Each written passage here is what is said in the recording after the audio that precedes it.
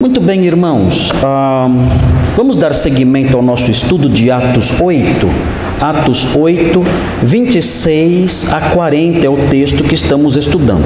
Eu não vou ler o texto todinho de novo, porque é um texto longo e eu já li, acho que já 2 vezes com vocês. Mas nós dividimos esse texto, eu fiz uma introdução e eu apresentei algumas verdades preliminares, algumas lições preliminares. Evidentemente, sendo preliminares, foram lições apresentadas antes de entrarmos no texto, e depois eu dividi o texto em 4 partes, em 4 porções. Nós já estudamos 1,5 porção.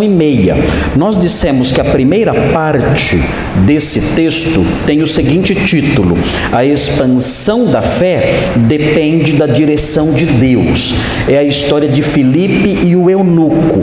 E no comecinho já nós temos essa divisão que está baseada no versículo 26. O versículo 26 mostra isso, que a expansão da fé depende da direção de Deus.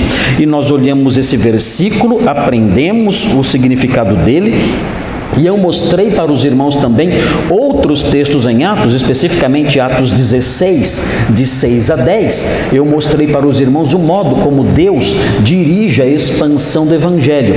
E nós vimos isso, inclusive, num mapa aí sobre a Turquia, mostrando as tentativas dos apóstolos de ir para uma região e o Senhor dirigindo para outra. Enfim, nós aprendemos isso aí quando estudamos essa primeira divisão.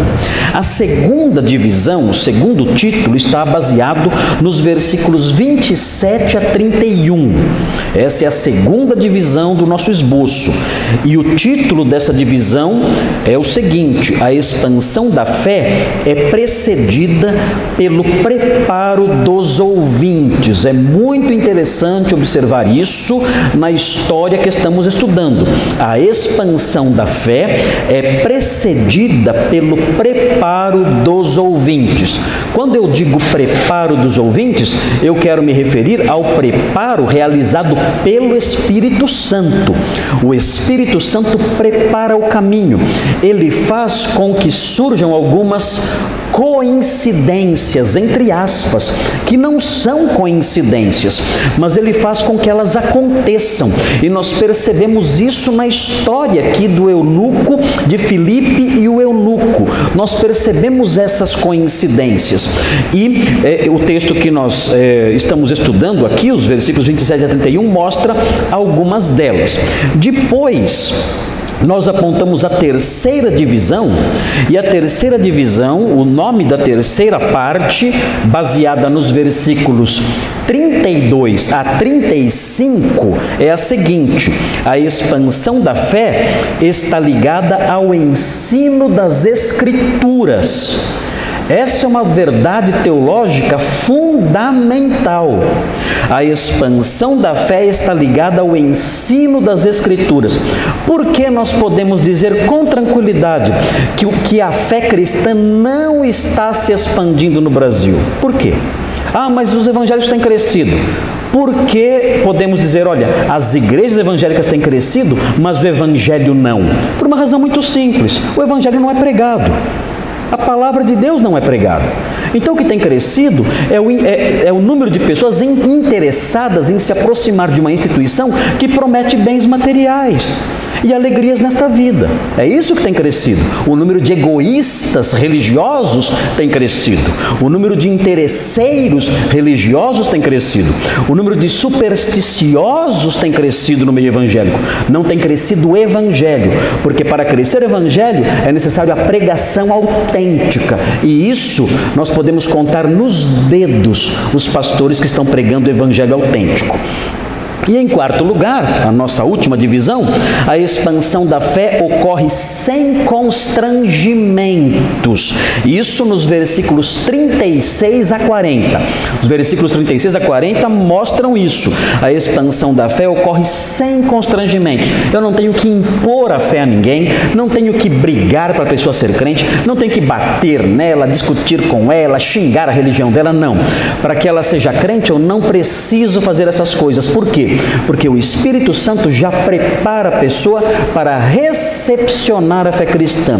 Ele já trabalha na terra, no terreno do coração da pessoa, para que quando a semente seja lançada ali, aquela semente frutifique sem que haja nenhuma briga, nenhuma agressão, nenhuma violência, nada disso, como a gente vê ao longo da história da igreja. Os diversos movimentos de expansão impondo a fé aos povos, às vezes até de forma violenta, ameaçadora. Você tem que crer, senão você vai sofrer as consequências. Isso não existe no cristianismo autêntico. Muito bem, essas são as 4 divisões que nós temos aqui nesse texto. Todo mundo entendeu? Alguém tem alguma dúvida até aqui? Pode falar, não tem problema. No nosso culto da manhã, as pessoas têm liberdade para se manifestar perguntando o que quiserem, não tem problema. No culto da noite, o nosso formato é mais formal, é um sermão mesmo, é uma palestra, é uma homilia. Aí não dá para dar a oportunidade para os irmãos falarem, não tem como, porque o formato é outro. Agora, na quarta-feira e no domingo de manhã, nós damos oportunidade para os irmãos participarem com suas dúvidas, com as suas impressões, com as suas contribuições. Podem ficar à vontade para fazer isso, tá bom? Então, se alguém tiver alguma dúvida, é só levantar a mão. Pastor, olha, eu não entendi essa parte, e eu vou explicar de novo. Pastor, eu tenho uma dúvida. Se eu souber, eu explico. Se eu não souber, eu vou dizer, eu não sei explicar isso para você, sem problema nenhum. Vou falar isso com toda honestidade, sem problema nenhum, e vou estudar mais para responder depois. Tudo bem, então? Alguém quer perguntar alguma coisa sobre o que nós já expusemos desse texto até agora? Você, Isabela? Você levantou a mão? Ah, não? Ah, você está coçando o braço assim. Ok, então vamos olhar, nós olhamos a parte 2, a expansão da fé é precedida pelo preparo dos ouvintes. Veja aí o versículo 27, olha só, o trechinho vai do 27 ao 31 nessa segunda divisão. Eis que um etíope, eunuco, alto oficial de Candace, rainha dos etíopes, o qual era superintendente de todo o seu tesouro, que viera adorar em Jerusalém, estava de volta, assentado no seu carro, vinha lendo profeta Isaías. Nós chegamos até esse trechinho aí, até o versículo 28. Nós não chegamos a explicar direitinho o versículo 28, tivemos que parar no comecinho aí do versículo. Os irmãos sabem o que é um etíope, pode colocar o mapa lá, o que era a Etiópia na época, ou não era Etiópia o nome, né? Mas era o Império Núbio. O Império Núbio aparece aí, já está aparecendo aí. Você vê ali o Egito, e para baixo do Egito você vê o Sudão. Está vendo ali? Estão vendo? Ali pertinho ali do Mar Vermelho. Esse império que eu falei para vocês, ele abrangia essa região aqui, ó. Essa região aqui, esse quadrado que eu estou fazendo com a luzinha vermelha, que era conhecido na época pelos gregos e pelos romanos, era conhecido como os confins da terra, essa parte aqui, ok? Então, o eunuco etíope pertencia a essa região. Ele era um alto oficial de Candace, rainha dos etíopes. Candace não é nome próprio. Candace é um título, como Faraó também não é nome próprio, é um título. E Candace significa rainha mãe. O eunuco, ele era um alto oficial, ele cuidava do tesouro da rainha. Ele era o Paulo Guedes do Império Núbio. Ele era o ministro da fazenda, o ministro da economia. Ele era isso naquele império. Então era um homem muito importante. O que é um eunuco? Eunuco é alguém emasculado, é alguém que foi castrado. O eunuco, os eunucos naquela época, eles cuidavam de haréns, daquele conjunto de concubinas que os soberanos tinham. Quanto mais mulheres eles tivessem, mais poder eles demonstravam com isso. Eles diziam, olha, no meu harém eu tenho 100 mulheres. Isso mostrava que ele tinha muita riqueza, tinha muito poder. Esse eunuco, ele não cuidava de um harém. Com o passar do tempo, os eunucos, por estarem inseridos nas cortes e participando do dia a dia, no coração das cortes, os eunucos ganhavam a confiança dos soberanos e eram dados a eles em então cargos ainda mais importantes. Certamente foi o que aconteceu com esse homem, com esse eunuco etíope. Ele parou de cuidar, talvez tenha parado de cuidar de um harém e passou a cuidar dos negócios, do tesouro da rainha. Então era um homem muito importante, que tinha se tornado um adepto, um homem temente a Deus dentro do judaísmo. Observe bem, fique atento para essa expressão. Quando nós dizemos que no judaísmo existiam gentios que eram tementes a Deus, nós estamos usando essa expressão num sentido técnico, era uma classificação, era um tipo inferior de prosélito. Tinha duas formas como um gentio poderia se converter à religião de Israel. Ele poderia se tornar um temente a Deus. Esse temente a Deus não era totalmente comprometido com o judaísmo, não era. E tinha o prosélito. O prosélito era um gentio que tinha virado judeu. Ele assumia totalmente a religião judaica, a lei judaica e os rituais judaicos. Esse era o prosélito mesmo. Era o prosélito, ele era um judeu completo, só que não tinha nascido judeu. Tinha ele então e tinha o temente a Deus. Cornélio, por exemplo, era um temente a Deus, não era um prosélito completo. Uma das diferenças, o temente a Deus não era circuncidado. O prosélito era circuncidado. O eunuco não era circuncidado. Por quê? Por razões óbvias, não tinha como circuncidar um eunuco, ele tinha sido castrado. Então ele não podia nem mesmo ser um prosélito. Ele era um temente a Deus, mas ele não podia adentrar na região do templo, ele não podia, não era admitido ali dentro do templo, não era admitido, e nem podia, se quisesse, se tornar um prosélito. De forma nenhuma. Deuteronômio capítulo 23 proibia os eunucos de serem prosélitos, eles não eram admitidos na congregação de Javé, não era admitida a sua presença lá. Muito bem, esse eunuco então era um temente a Deus, e ele tinha ido a Jerusalém. Olha aqui o mapinha, presta atenção, olha aqui, peraí, não desça tudo. Ele sai daqui dessa região, olha o rio Nilo aqui, as diversas cachoeiras do rio Nilo, pegava aqui da primeira até a sexta cachoeira, descia, catarata, né? Cachoeira é meio macumbeiro que fala, né? Então aqui, catarata, então as cataratas aqui do Nilo, descia aqui para cá, e aqui para cá, né?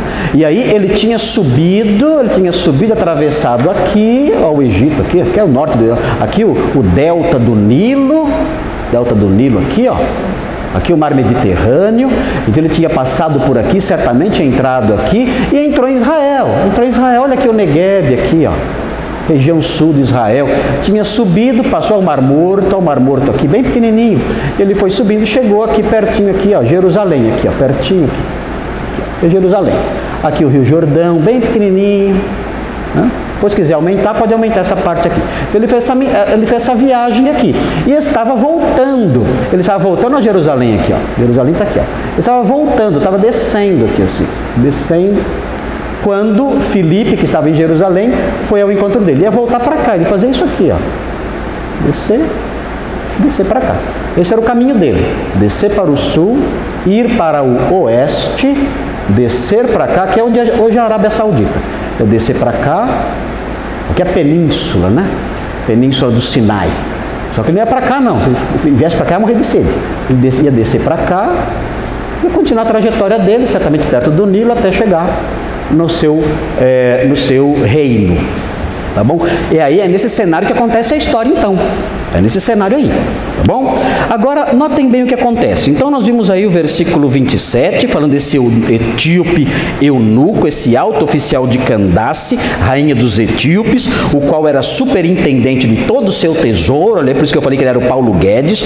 Ele viera adorar em Jerusalém, mostrando que ele era um temente a Deus, ainda que não pudesse ser um prosélito, e estava de volta, já mostrei o caminho para vocês, assentado no seu carro. Ele era alguém da corte, certamente havia guardas ali, uma grande comitiva, era uma viagem longa, muito longa viagem, bem longa, uma viagem desagradável também, porque era calor, essa região é uma região desértica, então é quente, e ele ia descendo e ele ia lendo o profeta Isaías. Eu brinquei com vocês dizendo, por que será que ele gostava do profeta Isaías? E eu falei que ia contar hoje. Eu acho que ele gostava do profeta Isaías por causa do capítulo 56. Veja o capítulo 56, veja o que dizem os versículos 3 a 8. Isaías 56, 3 a 8. Pergunta para vocês, acabei de falar agora, não é para esquecer. Veja, lembre-se do que eu falei. O eunuco podia entrar no templo? Sim ou não? Não. Ele podia ser aceito como um adorador pleno? Não podia. Por quê? Primeiro, ele tinha limitações físicas para isso. Ele era um eunuco. Segundo, ele era um gentil. Um gentil que já não podia entrar, impossibilitado de se converter plenamente. Não tinha como. Então era um homem que ele abraçou aquela religião, aquela fé, mas ele era um homem, um crente, né, um fiel de quinta categoria. Ele era um fiel de quinta categoria. Ele não chegava ao nível dos demais. Ele não chegava ao nível de um prosélito. E muito menos chegava ao nível de um homem de um judeu, ali ortodoxo, ali adorando no templo, longe disso. Então ele era alguém, dentro da própria fé dele, ele era alguém rejeitado, discriminado. Ele era alguém assim. Mas ele amava Deus, ele queria conhecer o Deus de Israel. Então ele mesmo assim, ele ia a Jerusalém para as festas, para adorar ali e tudo mais, mesmo dentro dessas limitações. Agora veja o que fala Isaías 56, versículos, o que eu falei? 3 a 6, é isso? Eu falei o quê? 3 a 8? Ah tá, 3 a 8, tá aqui então. Eu vou ler para vocês aqui, veja aí, Isaías 56, 3 a 8, olha a profecia de Isaías acerca do futuro, olha só o que diz: não fale o estrangeiro que se houver chegado ao Senhor dizendo, o Senhor com efeito me separará do seu povo. Nem tampouco digo eunuco, eis que eu sou uma árvore seca.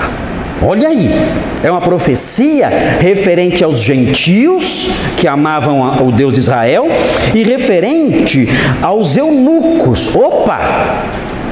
Ele gostava desse texto, certamente. Certamente ele lia Isaías até porque Isaías fala uma coisa legal sobre os eunucos. E agora olha a sequência. Olha, se você fosse um eunuco, Deus te livre disso, mas se você fosse um eunuco, imagine o seu sentimento ao ler isso aqui. Um eunuco temente a Deus. Imagine o seu sentimento ao ler isso aqui. Olha só, 4. Porque assim diz o Senhor, aos eunucos que guardam os meus sábados, escolhem aquilo que me agrada e abraçam a minha aliança. Que eunucos são esses? Os eunucos que tinham abraçado o judaísmo. Os eunucos que tinham abraçado a aliança mosaica. Não tinha nova aliança ainda nessa época. Então, a antiga aliança exigia essas coisas, a observância dos sábados. Essa aliança passou, nós aprendemos em Hebreus, mas a aliança antiga exigia essas coisas, e era o caso do eunuco. O eunuco viveu no tempo do Antigo Testamento, no tempo da antiga aliança. Ah, mas o livro de Atos é na nova aliança. Eu sei, mas a nova aliança só foi inaugurada quando Jesus morreu. Então o eunuco, ele nasceu na época da antiga aliança, da lei mosaica. Até Jesus nasceu sob a lei, diz o apóstolo Paulo, nasceu sob a lei, sob o pacto mosaico, sinaítico. Foi nessa aliança que ele nasceu, e ele viveu a sua fé dentro dessa antiga aliança. Então quando ele lia esse texto, ele fala, está falando de mim. Esse texto está falando de mim. Eu sou esse eunuco que abraçou a aliança mosaica. Eu sou esse eunuco que guarda as leis de Moisés, ele dizia. E veja a sequência. Olha só, 5. Darei na minha casa e dentro dos meus muros um memorial e um nome melhor do que filhos e filhas, um nome eterno darei a cada um deles, que nunca se apagará. O quê? Mas eu não posso nem entrar no templo. Mas eu vou mudar isso, diz o Senhor. Haverá um dia que eu vou mudar tudo isso. Os eunucos que agora não são aceitos na minha casa serão aceitos, e os gentios que não são aceitos serão aceitos também. E ele prossegue: aos estrangeiros que se chegam ao Senhor para o servirem e para amarem o nome do Senhor, sendo deste modo servos seus, sim, todos os que guardam o sábado, não o profanando, e abraçam a minha aliança, também os levarei ao meu santo monte, e os alegrarei na minha casa de oração. Os seus holocaustos e os seus sacrifícios serão aceitos no meu altar, porque a minha casa será chamada casa de oração. Assim diz o Senhor Deus, que congrega os dispersos de Israel, ainda congregarei outros, aos que já se acham reunidos. Notem, o eunuco era eunuco e era o que mais? Gentil. Ou seja, essa profecia se encaixava perfeitamente na realidade dele. Ele dizia: olha, eu sou as duas coisas, eu sou eunuco e eu sou gentil. E Isaías fala que haverá um dia em que essa aliança que existe agora e que eu observo, ela vai sofrer alguma alteração, não sei o que é, porque essa lei proíbe que eu me aproxime, mas de algum modo essa aliança vai sofrer alguma alteração. Ele não sabia, talvez, né, lendo o resto ele chegasse à conclusão da nova aliança, lendo Ezequiel, lendo Jeremias, devia ler tudo, então sabia, vai haver uma aliança nova, vai haver uma aliança diferente, e nessa aliança diferente eu vou ser admitido plenamente na casa de Deus. Isso vai acontecer um dia. Então ele certamente gostava desse texto e ficava lendo esse texto. Ele estava lendo o capítulo 53, não o 56. Estava lendo o 53. No 53 também tem uma coisinha que eu acho que ele gostava muito. Mas a princípio o que mais chama atenção é o 56. O 56 falava direto com ele. Eu sou eunuco e eu sou gentil. Esse texto tem promessas para mim. Um dia eu serei recebido sem nenhum preconceito, sem nenhum tipo de rejeição. Eu serei recebido nos átrios do meu Deus. Isso vai acontecer um dia. O profeta fala sobre isso. O profeta fala sobre mim. Então, certamente, o eunuco se sentia consolado por um texto como esse. Ok? Natan?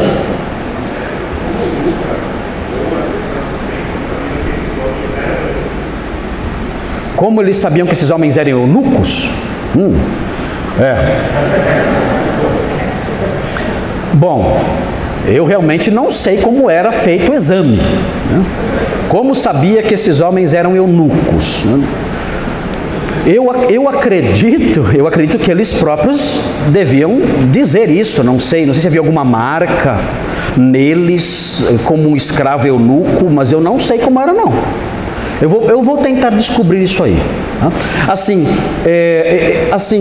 Quando a questão envolvia, por exemplo, sei lá, atletas, era fácil saber a condição da pessoa, se ela era, por exemplo, circuncidada ou não. Era fácil saber porque nesses jogos todos, os atletas, eles jogavam nus.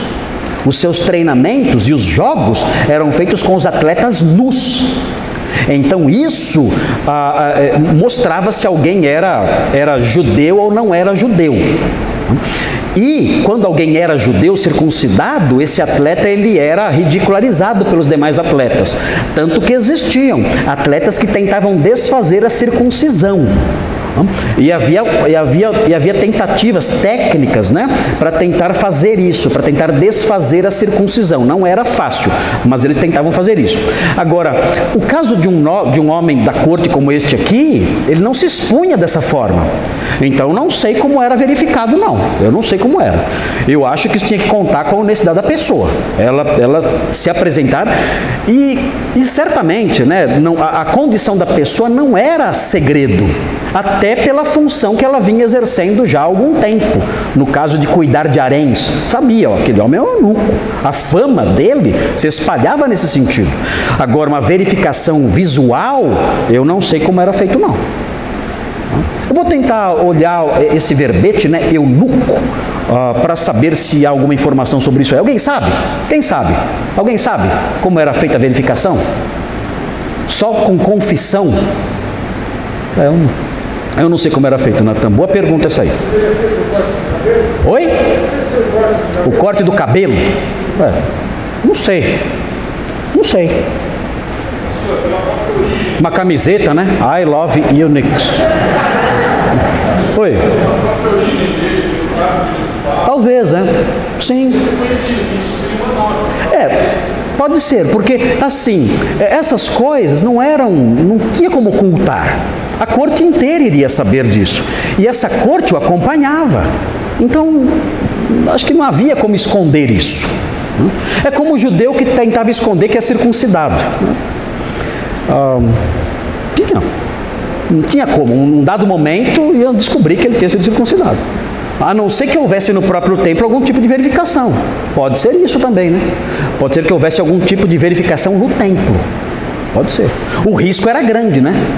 O risco de profanar isso era grande, era pena de morte. Quem tinha levantado a mão?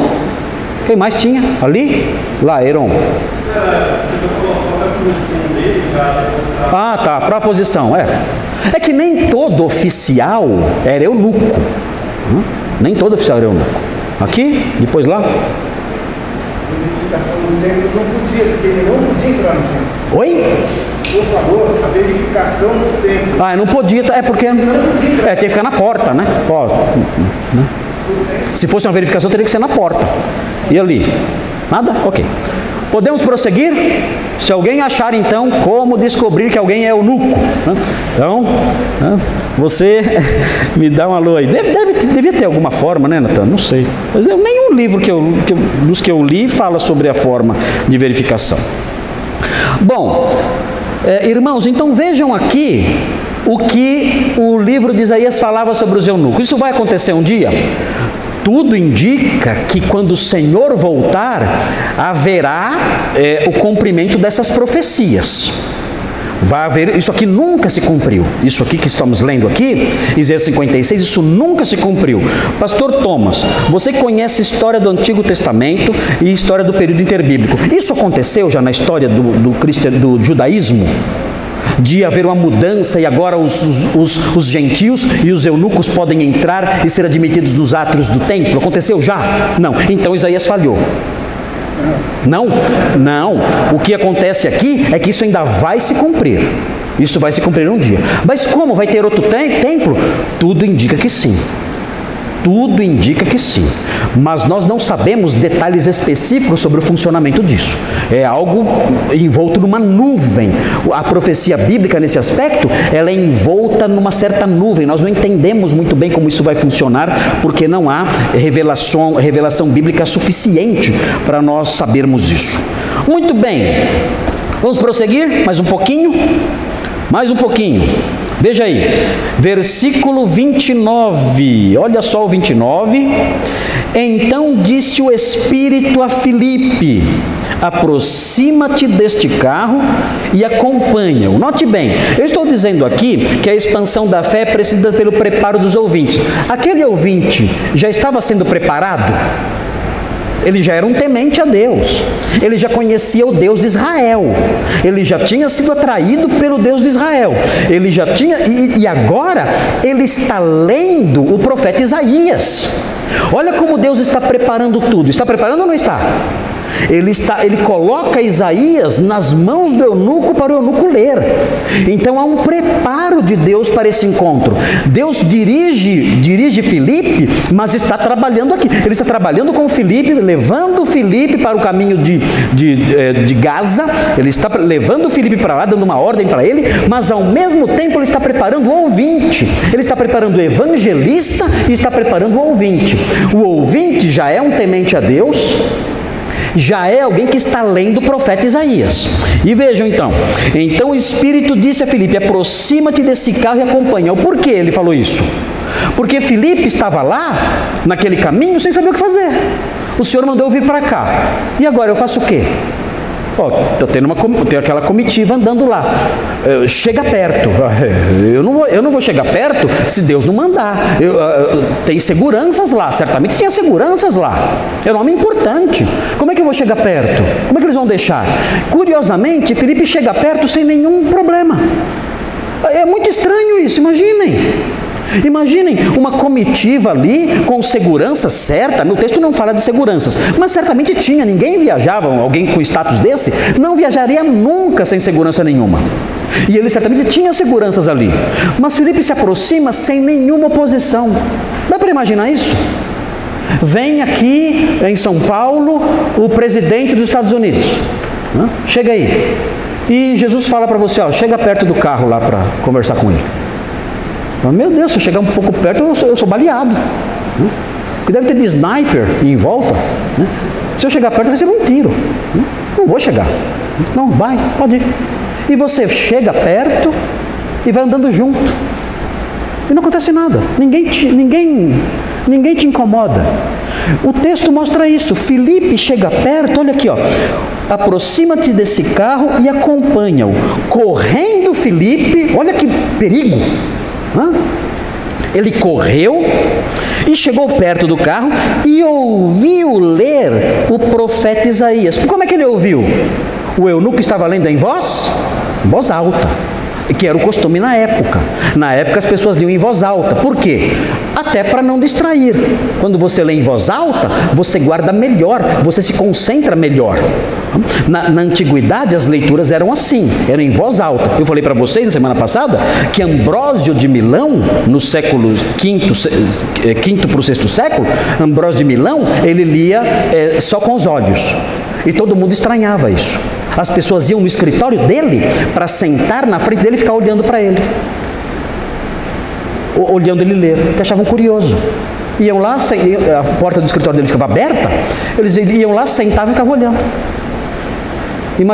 Achando interessante, ele olhando para o livro e lendo. Aí a pessoa ficava um tempinho ali olhando, achando curioso, interessante, e ia embora. Iam lá só para isso, para ver ele ler, que achavam curioso. Não era o costume na época, a pessoa lia em voz alta. E aqui o eunuco está lendo em voz alta. Então veja, ele ouviu ler o profeta Isaías e perguntou: compreendes o que vens lendo? Versículo 31. Aí a pergunta do Felipe, né? Compreendes o que vens lendo? Assim, com essa pergunta, o Felipe está se dispondo a fazer o quê? Explicar. Agora, prestem atenção. Ele precisa explicar esse texto como um cristão. E como é que o cristão interpreta um texto? Como é que o cristão interpreta um texto como esse que ele estava lendo, que o texto vai aparecer daqui a pouco no versículo 32. Como é que um cristão interpreta um texto como esse que estava sendo lido? Ele interpreta esse texto, um texto como esse, da perspectiva cristológica. Só o cristão faz isso. Ele vê um texto, ele fala assim: esse texto está falando sobre Cristo. O judeu não lê desse jeito. Os rabinos não leem desse jeito. O que Filipe está fazendo é se aproximando do carro e dizendo: olha, eu posso explicar isso para você. E eu posso explicar esse texto para você de uma perspectiva que você não conhece ainda. Sob uma lente, usando uma lente que você nunca usou. E essa lente que você nunca usou vai mostrar, vai revelar Cristo aí. Mas como é que você sabe disso? Porque o Senhor Jesus, Ele deu essa lente para os apóstolos. Os apóstolos aprenderam, eles tiveram a mente aberta para enxergar Cristo nas Escrituras. É interessante isso aí. É claro que Cristo não está em cada detalhezinho da Escritura, claro que não. Mas há muitas partes da Bíblia que mostram Cristo. E o Senhor Jesus capacitou os apóstolos para enxergar Cristo nessas passagens. E os apóstolos transmitiram isso para os seus ouvintes. E os apóstolos transmitiram isso para nós através dos seus escritos. Então o que nós temos aqui? Nós temos Filipe se aproximando do eunuco e se oferecendo para explicar o texto de Isaías com a lente cristã. Vamos ver como essa lente cristã foi entregue? Vamos ver? Dá uma olhadinha em Lucas 24. Olha só Lucas 24. Foi o dia em que Jesus entregou a lente correta para os seus seguidores. Veja Lucas 24. Lucas 24. O que tem em Lucas 24? Aí já não é aí o cenário já não é o caminho de Gaza, é outro caminho. Que caminho que é?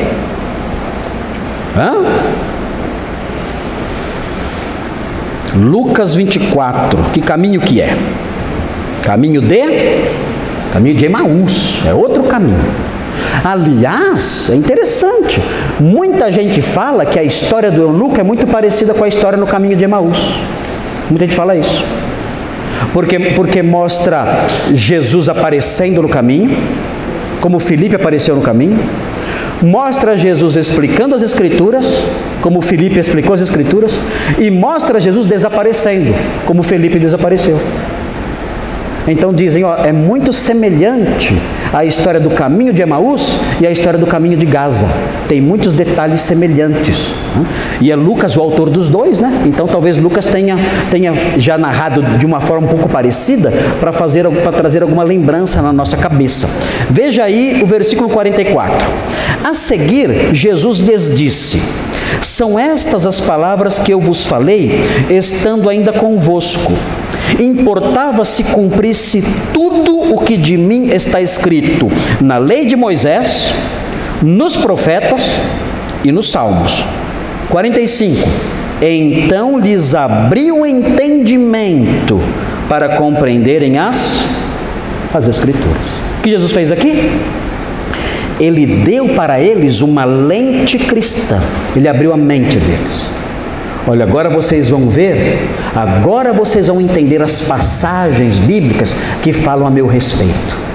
Os outros que não creem em mim não vão receber isso. Vocês sim, vocês vão receber uma lente na mente, uma lente nos olhos, no cérebro, na mente. E essa lente vai fazer com que vocês percebam quando o texto fala a meu respeito. Filipe tinha essa lente? Tinha. Ele sabia, quando ele lia Isaías 53, que foi o texto que ele leu, que o eunuco estava lendo, ele sabia que aquele texto falava de Jesus, mas o eunuco não. Então Filipe, que tinha esse entendimento que Jesus tinha dado aos seus seguidores, aos apóstolos, e que Filipe tinha aprendido, ele agora vai ensinar para o eunuco. Olha como você tem que entender esse texto aqui. E começou a explicar que aquele texto falava de Jesus. Veja aí a sequência então, veja aí. Estamos aqui no versículo 31. Olha que bonito agora. 31 fala assim. Eu acho muito legal esse 31 aqui.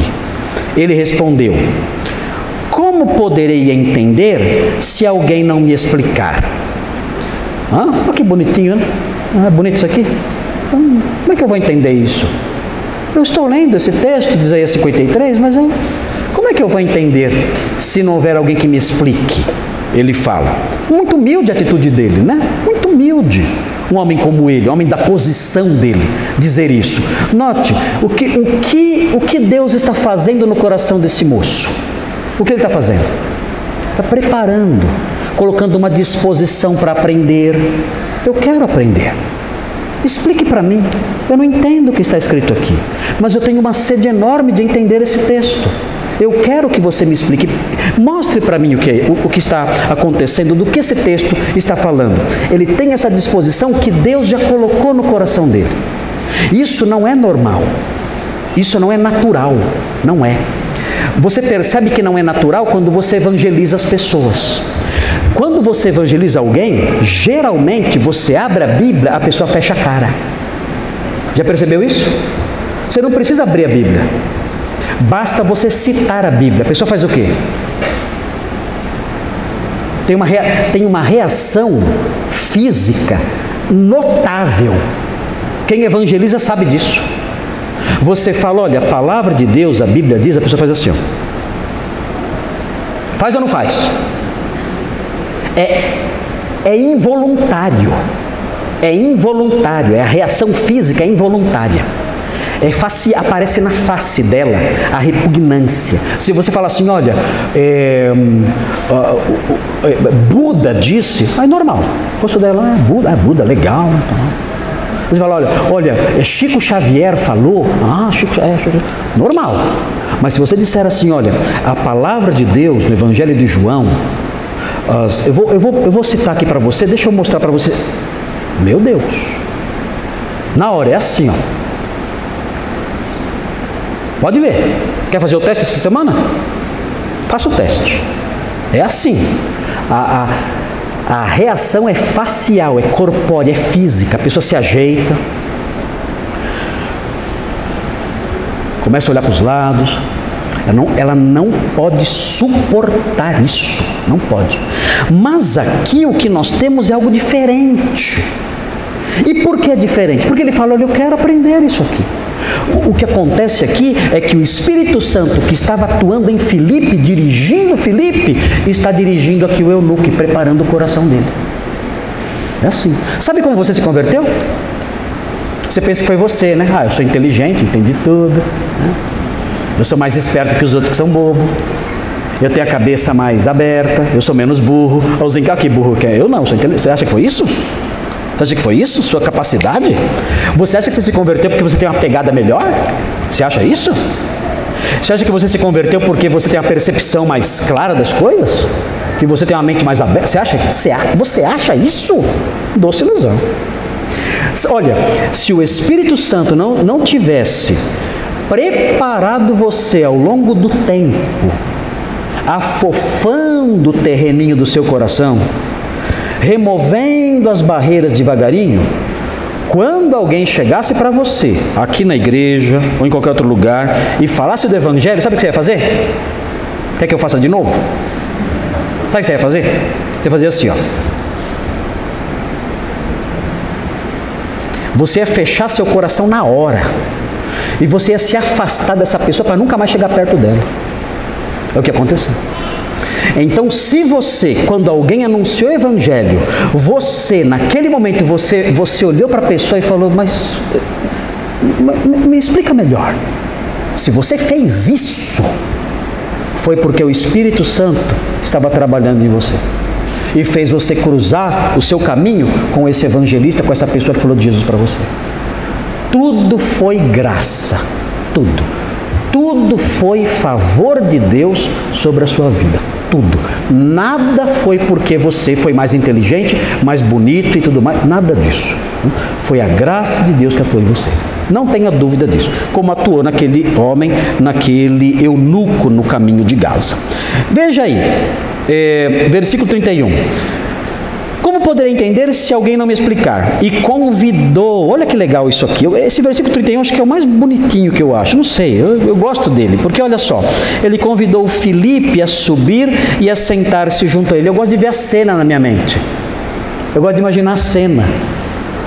Ele sentando ali, pegando o rolo, né? E explicando ali.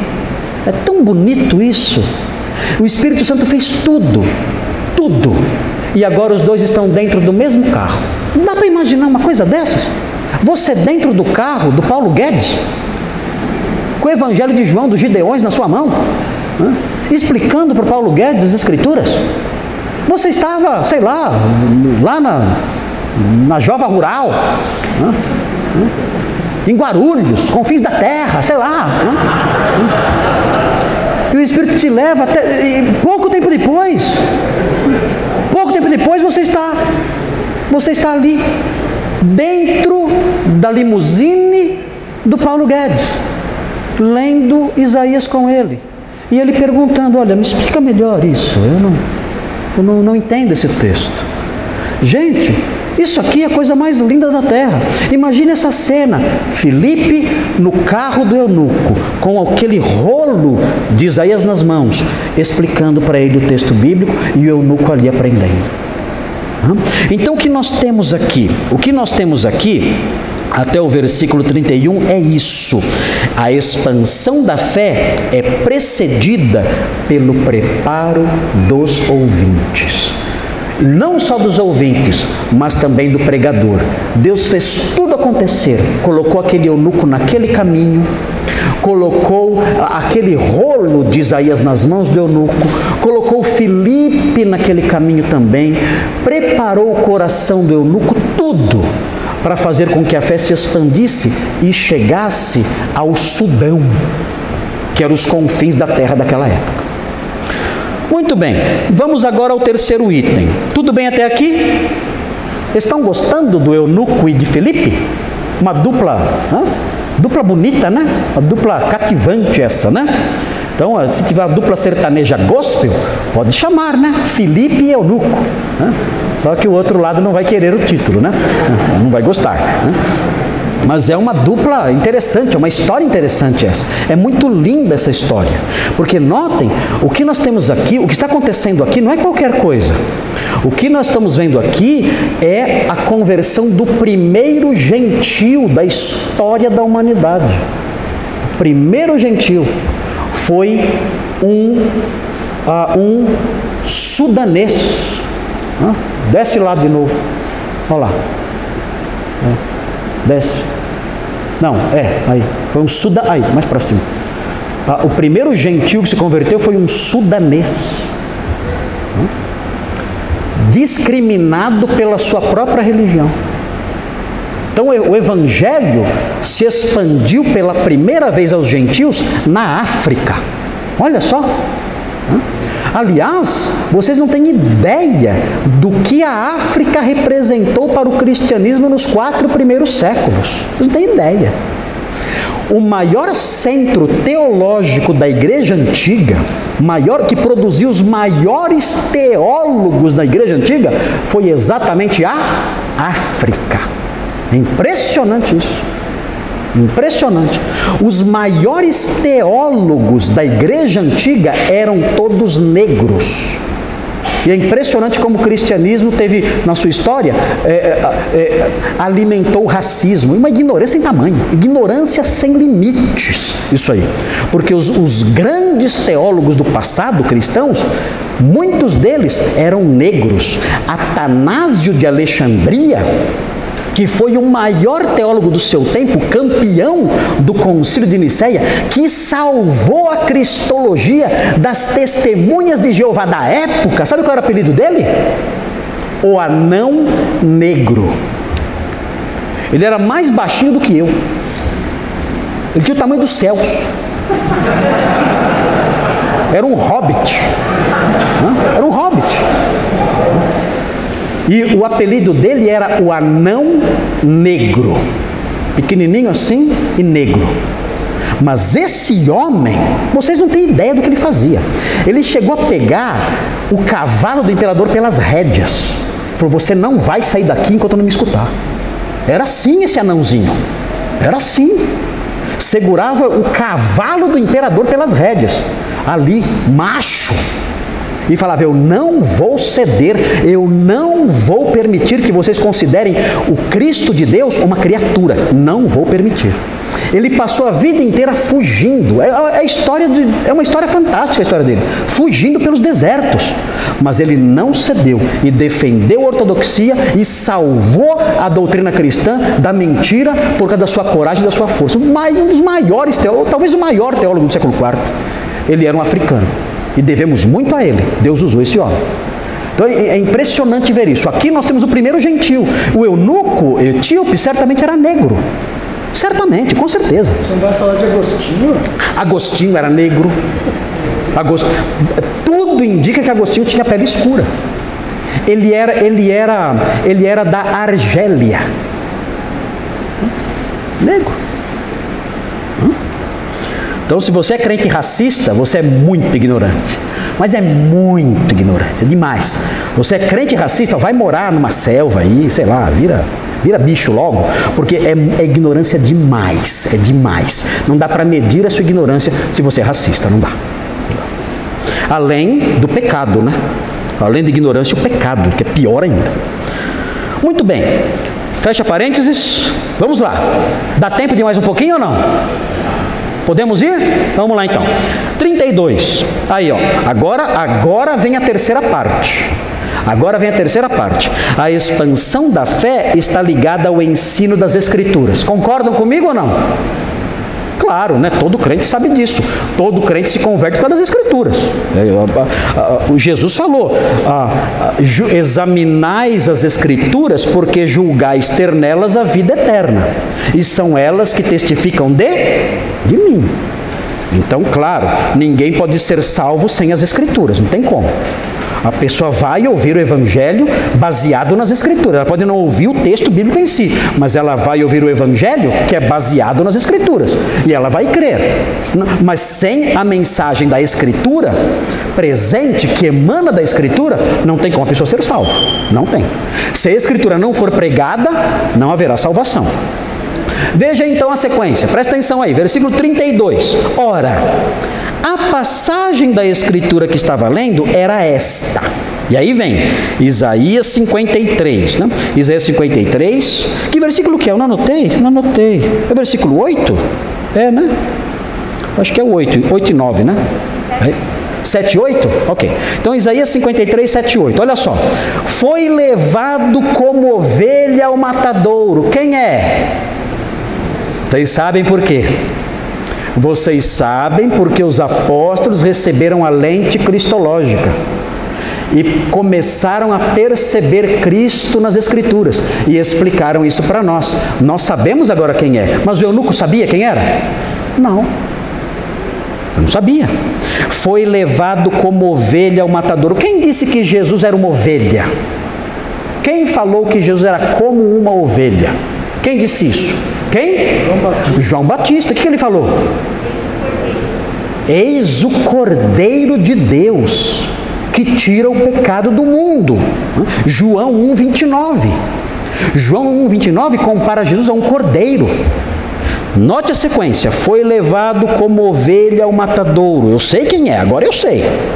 E como um cordeiro mudo perante o seu tosquiador, ele não abriu a boca. Quando isso aconteceu?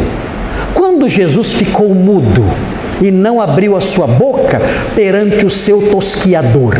Quando isso aconteceu? Isso aconteceu ou não? Quando aconteceu isso? Ele não abriu a sua boca. Ele foi acusado e ficou quieto. Quando isso aconteceu? Diante de Pilatos, exatamente. Vocês lembram do texto? Marcos 15. Olha só Marcos 15, versículos 1 a 5. Leiam aí na sua Bíblia, Marcos 15, de 1 a 5. Olha só. Olha que claro esse texto aqui. Pilatos ficou até admirado. Marcos 15, de 1 a 5. Veja a profecia se cumprindo aqui. Olha só, Marcos 15. Logo pela manhã entraram em conselho os principais sacerdotes com os anciãos, os escribas e todo o sinédrio. E amarrando a Jesus, levaram-no e o entregaram a Pilatos. Pilatos o interrogou: És tu o rei dos judeus? Respondeu Jesus: Tu dizes. Então os principais sacerdotes o acusavam de muitas coisas. Tudo mentira. Tornou Pilatos a interrogá-lo: Nada respondes? Vê quantas acusações te fazem. Jesus, porém, não respondeu palavra, a ponto de Pilatos muito se admirar. Ele ficou mudo, não abriu a sua boca. Veja a sequência do texto aí. Veja o 33. Na sua humilhação, lhe negaram justiça. Como é que eu sei disso? As acusações eram falsas. acusando de blasfêmia, de muitas outras coisas que o texto não fala o que era. Agora vejam, quem lhe poderá descrever a geração? Porque da terra a sua vida é tirada. O que significa isso? Quem quer explicar esse texto? Quem lhe poderá descrever a geração? É uma pergunta retórica. O que significa isso? Quem poderá falar da descendência desse homem? O que significa essa pergunta? Esse homem, o quê? Esse homem morreu muito cedo, sem deixar descendência. Ele morreu novo, sem deixar descendência. Quem poderá apontar para a descendência dele? Quem? Pergunta, abre parênteses. O eunuco gostou dessa parte ou não? O que vocês acham? Hã? Por que o eunuco gostou dessa parte? Hã? Não estou sozinho nos meus problemas, né? Eu também. Quem poderá apontar minha descendência? Eu sou eunuco. Eu não tenho descendência. Então, certamente, esse texto significa isso. Está dizendo que a morte de Jesus foi prematura. Há quem diga que o sentido é simbólico, dizendo assim, olha, quem poderá descrever a sua geração? Porque a sua geração é muito imensa, é uma geração de discípulos, é uma grande geração. Aí você tem que entender o texto de modo simbólico. Eu acho que não é o caso aqui não. Eu acho que aqui está dizendo, olha, ele morreu cedo. Ele sequer constituiu família, ele sequer teve descendentes, ele foi cortado da terra dos viventes na juventude ainda. Jesus morreu com cerca de 30 anos de idade. Ele sequer constituiu família. Eu acredito que esse é o sentido melhor, é um sentido mais natural, é melhor do que você criar símbolos. Na interpretação bíblica, não é bom criar símbolos, não é bom. Se é possível entender de modo natural, entenda de modo natural, é mais seguro. A linguagem funciona assim, predominantemente assim, ok? Muito bem, veja aí o 34, olha só. 34. Então o eunuco disse a Filipe, peço-te que me expliques a quem se refere o profeta. Fala de si mesmo ou de algum outro? Vocês vão perguntar, mas que pergunta boba? Não é boba. Os rabinos da época viviam perguntando isso. Esse texto fala de quem? Fala do próprio profeta? Fala da nação de Israel ou fala do Messias? Eram as três alternativas que os rabinos tinham em mente. Isaías 53 fala do próprio profeta, Isaías 53 fala da nação de Israel, de modo simbólico, dos sofrimentos da nação, ou fala do Messias. O que acontece aqui? O Filipe explica que esse texto fala do Messias, especificamente Jesus de Nazaré. Veja o 35. Filipe explicou. Veja aí. Então Filipe explicou. E começando por esta passagem da Escritura, ele pegou Isaías 53 como início. Anunciou-lhe a quem? Jesus. Esse era o alvo dele. Ele começou explicando Isaías, mas pegou outros textos. Que outros textos ele pegou? Não sabemos. Mas ele conhecia bem a Bíblia? Sim ou não? Muito bem. Ele começou com Isaías, mas ele usou outros textos. Isso aqui mostra que é bom o evangelista conhecer bem a Bíblia. É bom. Pelo jeito, Filipe conhecia muito bem. Porque ele pegou Isaías e depois foi para outros textos. Deixa eu mostrar aqui Zacarias para você, deixa eu mostrar Jeremias para você, deixa eu mostrar Gênesis para você. E ele foi mostrando e explicando. Não sabemos quanto tempo durou, mas ele conhecia as Escrituras. Se você quer ser o evangelista, é bom você conhecer bem a Bíblia. Como? Eu vou fazer seminário? Não, é só você ler. Filipe não fez seminário nenhum. Ele lia a Bíblia. Ele lia bastante a Bíblia, estava preparado.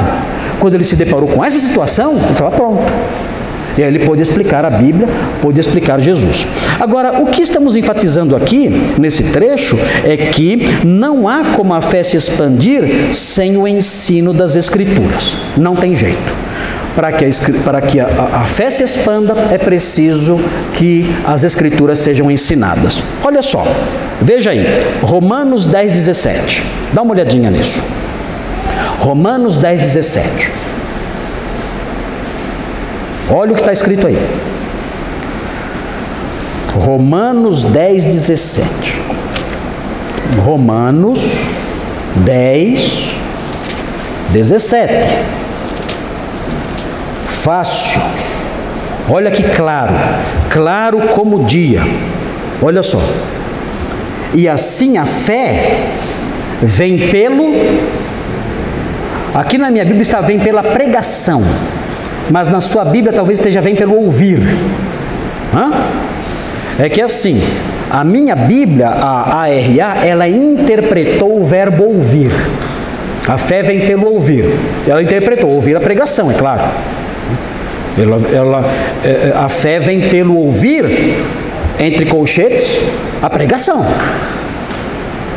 Agora a sequência. E a pregação, ou o ouvir da pregação, aqui na minha Bíblia está assim, pela palavra de Cristo. O que significa isso? Eu fiz uma tradução minha aqui. A minha tradução ficou assim para ficar mais claro, porque essa tradução aqui não ficou muito clara. A minha tradução é muito melhor. Então eu vou, com humildade no coração, eu vou ler a minha tradução aqui agora. Então eu vou ler aqui para vocês a minha tradução. A fé vem pelo ouvir da mensagem. Aqui eu estou explicando. A minha tradução é uma tradução de correspondência dinâmica. É a forma de tradução que eu adotei aqui. Correspondência dinâmica é a tradução que explica um pouquinho o texto sem sair da tradução das palavras. Então é assim, ó, a fé vem pelo ouvir da mensagem. E esse ouvir da mensagem ocorre quando é anunciada a palavra sobre Cristo. Onde está escrito a palavra de Cristo, é a palavra sobre Cristo, acerca de Cristo. Vou ler de novo a minha tradução. A fé vem pelo ouvir da mensagem. E esse ouvir da mensagem ocorre quando é anunciada a palavra sobre Cristo. Então, você quer evangelizar? Ok. Você não pode falar sobre a sua igreja, discutindo que a sua igreja é melhor que a dos outros. Você não pode fazer isso. Você não pode anunciar o seu pastor. Olha, o meu pastor, ele é tão bonito. Você não tem noção, né? Que homem extraordinário, pastor Thomas. Os seus cabelos, as suas... Uma coisa impressionante. Você não tem que fazer propaganda dos seus pastores, nem da sua igreja. Isso não é pregar o evangelho. A fé não vem por ouvir essas coisas. Você não pode falar assim, olha, na minha igreja o culto lá foi tão lindo. Você não está evangelizando. Você pode estar dizendo alguma verdade. Olha, o pastor Marcos é tão legal. É uma grande verdade. Mas não é evangelizar isso aí. Não é evangelizar isso aí. Você está dizendo outras coisas. Tudo bem, legal você ter essa opinião. É legal. Mas isso não é evangelizar. A fé vem pelo ouvir do quê? A fé vem pelo ouvir da mensagem, quando essa mensagem anuncia a palavra sobre Cristo. Quando você fala, olha, Cristo é o Filho de Deus, que veio a este mundo para dar a sua vida pelos pecadores.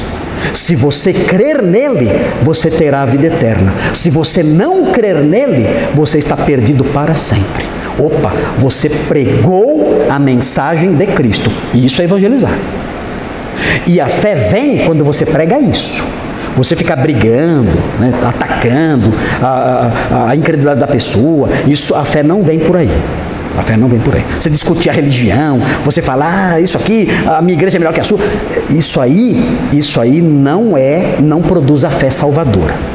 A fé salvadora, ela é produzida quando você prega Cristo. Aí sim, ela nasce. Se você está falando com alguém que já é crente, e essa pessoa está numa igreja perigosa, aí é diferente, você não vai evangelizar a pessoa. Ela é um crente que está numa igreja perigosa. Você vai alertar, ó, sai disso aí, que isso aí vai desgraçar a sua vida. Aí tudo bem, mas você não está evangelizando. Você está alertando um irmão. Agora, se você for evangelizar um incrédulo, é outra história. Você tem que falar sobre igrejas para ele, mas sobre a mensagem de Cristo. Outro texto, 1 Coríntios 1, 21. Esse aqui é clássico, hein? Grife na sua Bíblia. 1 Coríntios 1, 21. Estamos acabando já, está quase na hora. Pastor Nicolas, separa aí logo as suas coisas, que o nosso horário está estourado. 1 Coríntios 1, 21. Olha o que diz aí. 1, 21. Visto como, 1 Coríntios 1, 21. Visto como na sabedoria de Deus o mundo não conheceu por sua própria sabedoria, o mundo não conheceu a Deus pela filosofia, isso está falando. A filosofia não mostrou Deus para ninguém. Continue. Aprove a Deus salvar os que creem, como? Como Deus decidiu salvar os crentes? Como? Por meio do quê? Por meio de uma música bem emocionante. Hã? Não? Vem já. Assim que ele salva? Vem já. É assim? Aprove a Deus salvar os que creem de que jeito? Como? Por um programa evangelístico em que você apresenta coisas bem mundanas para atrair os mundanos.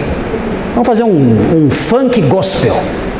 Aprove a Deus salvar os que creem pelo abraçar a cultura e os pecados do mundo lá fora. Por um bloco de carnaval evangélico.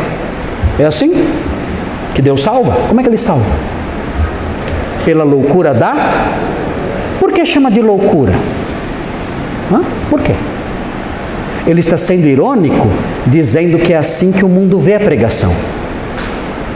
A gente tem que estranhar isso? Não. Para o mundo, a pregação é loucura. O evangelho é loucura. E é assim que vai ser sempre. Se algum dia o mundo achar o evangelho legal, tem alguma coisa errada que o evangelho está pregando. O mundo vai achar o evangelho loucura. Mas é assim que Deus salva as pessoas. Pela loucura da pregação. Você prega e Deus então, na sua graça, abre o coração da pessoa e ela é salva. Se você não prega, a pessoa não vai ouvir, a fé não virá, estará perdida. Não tem jeito, não tem outro jeito. É assim que Deus salva as pessoas, pela loucura da pregação autêntica. E o último texto, Tiago 1,18, para acabar. Já está quase na hora, 5 para as 11. Vamos terminar o ponto 3, semana que vem a gente termina olhando o ponto 4 e tentamos começar outra lição. Veja aí Tiago 1,18, como Deus salva as pessoas. Tiago 1,18.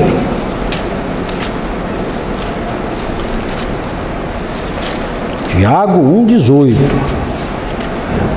Olha aí, como foi que você foi salvo? Olha aí. Pois segundo o seu querer. Está falando de quem aqui? Deus, né? O Pai das luzes, né?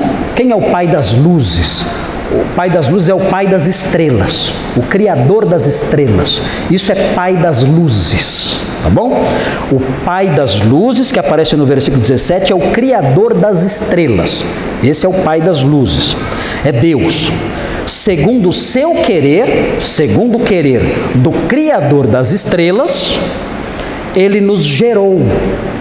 Não foi pelo meu querer? Não. Mas meu livre-arbítrio, sai capeta, né? Se fosse seu livre-arbítrio, estava lascado. Se fosse pelo seu livre-arbítrio que você não tem, você estaria lascado. Foi segundo o seu querer, o querer do Criador das estrelas. Aquele que criou as estrelas, ele teve um querer. E ele fez o quê? Segundo o seu querer, ele nos gerou. O que é gerar? Ele nos fez nascer de novo. Ele fez com que nós nascêssemos. Ele nos gerou, fez uma nova criatura. Como? Como é que ele fez isso? Olha o texto. Olha o texto. Como ele fez isso? Pela palavra da verdade. Então, como foi a nossa conversão? O Criador das estrelas, Ele quis. E querendo, Ele me gerou de novo. E ao me gerar de novo, Ele usou para me gerar de novo a palavra da verdade. É assim que Ele gera pessoas novas. Ele gera pessoas novas pela palavra da verdade. E qual é o objetivo dele ao fazer isso? É só olhar o texto. Olha o texto. Porque ele fez, porque ele gerou criaturas novas. Por quê? Para que fôssemos como que primícias das suas criaturas. Nós somos o fruto, primeiro fruto, fruto mais precioso e mais lindo dentre as criaturas de Deus. Deus nos gerou de novo para que nós fôssemos isso. A parte mais linda, a parte mais rica, a parte mais bela da sua criação. Por isso, Ele nos gerou de novo por meio da sua palavra. Mas Ele usou a palavra para nos gerar. Fez assim com o eunuco, fez assim com você também.